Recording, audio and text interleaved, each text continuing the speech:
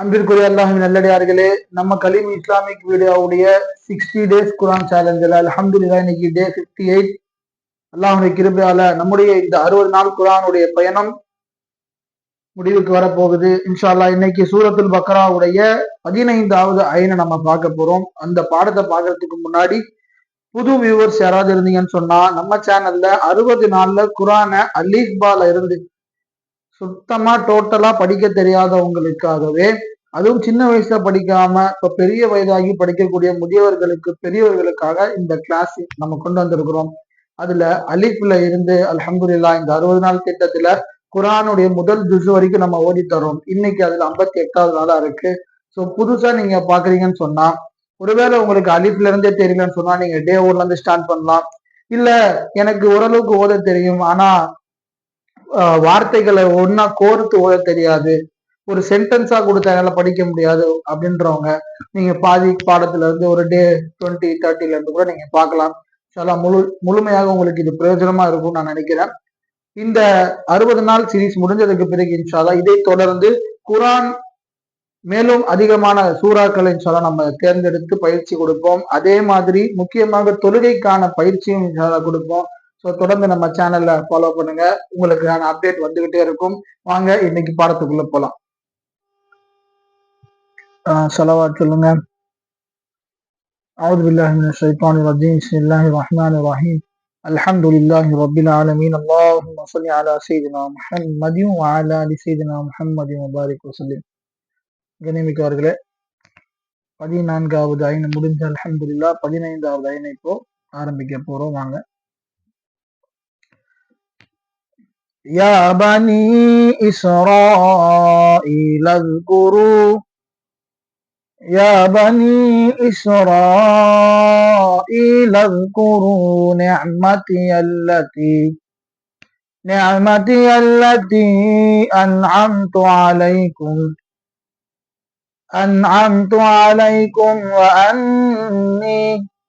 وأني فضلتكم على العالمين.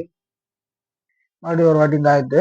يا بني إسرائيل اذكروا نعمتي التي أنعمت عليكم وأني فضلتكم على العالمين. واتقوا يوما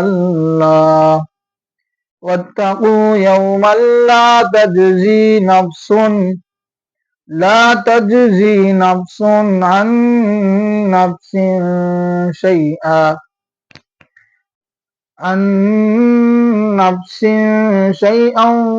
ولا يقبل منها عدل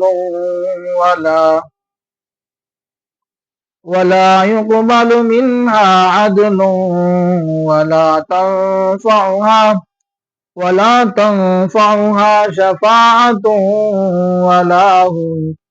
ولا هم ينصرون. மறுபடியும் மேல இருந்து வாங்க. واتقوا يوما لا تجزي نفس عن نفس شيئا ولا يقبل منها عدل ولا تنفعها شفاعة ولا هم ينصرون. وإذ ابتلى إبراهيم ربه بكلمات فأتمهن. وإذ ابتلى إبراهيم ربه بكلمات فأتمهن قال إني جاعلك للناس إماما قال ومن ذريتي قال لا ينال عهد الظالمين. وإذ ابتلى إبراهيم ربه بكلمات فأتمهن قال إني جاعلك للناس إماما قال ومن ذريتي قال لا ينال عهد الظالمين. அடுத்த ஆயத்து.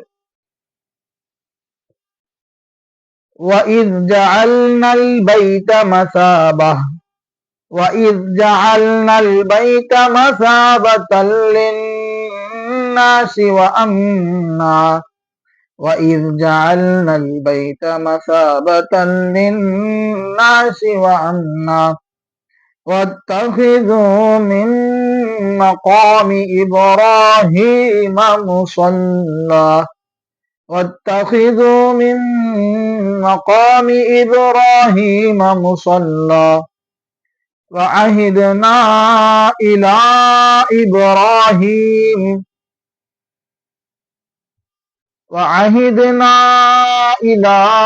إبراهيم وإسماعيل أن طهرا بيتي للطائفين والعاكفين والركع السجود. மறுபடியும் இந்த ஆயத்தா பெரிய ஆயத்து, இது கொஞ்சம் மேல இருந்துவாங்க. وَإِذْ جَعَلْنَا الْبَيْتَ مَثَابَةً لِلنَّاسِ وَأَمْنًا وَاتَّخِذُوا مِن مَّقَامِ إِبْرَاهِيمَ مُصَلًّى وَعَهِدْنَا إِلَى إِبْرَاهِيمَ وإسماعيل أن طهرا بيتي للطائفين والعاكفين والركع السجود. அடுத்த ஆயத்து. وإذ قال إبراهيم رب اجعل. அடுத்த பக்கத்துக்கு திருப்பங்க.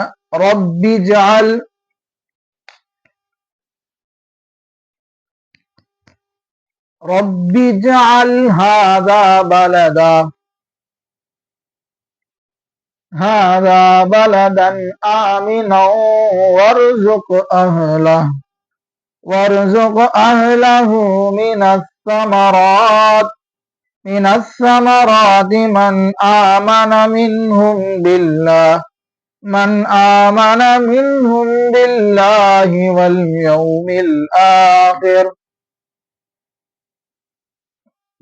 آمن منهم بالله واليوم الآخر قال ومن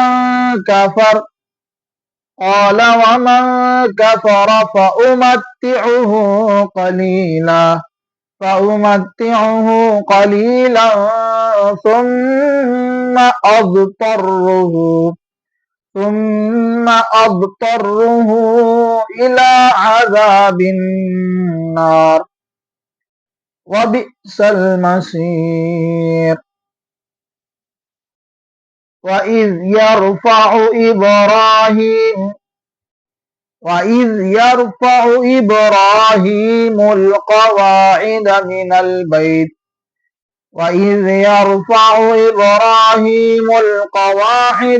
البيت وإسماعيل ربنا تقبل منا إنك أنت السميع العليم.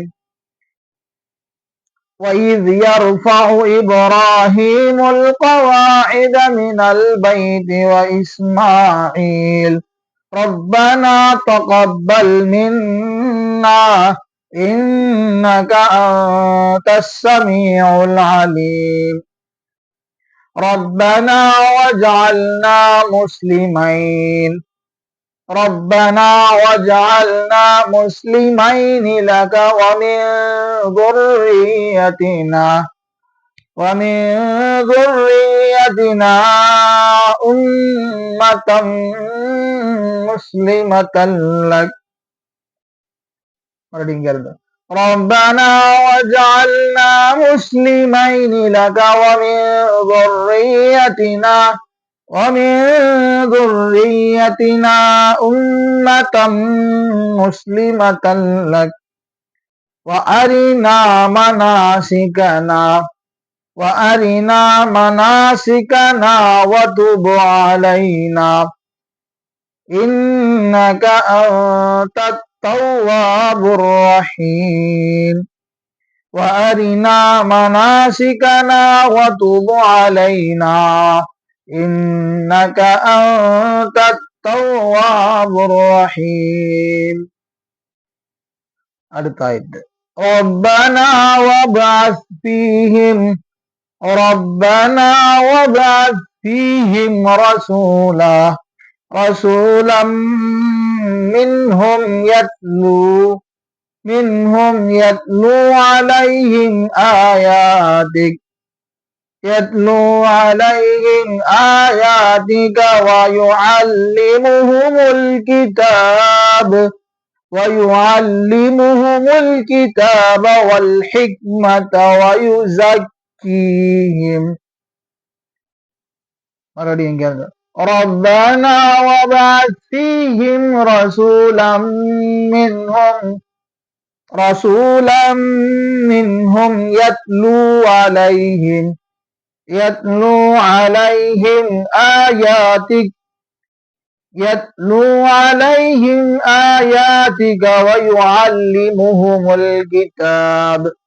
ويعلمهم الكتاب والحكمة ويزكيهم إنك أنت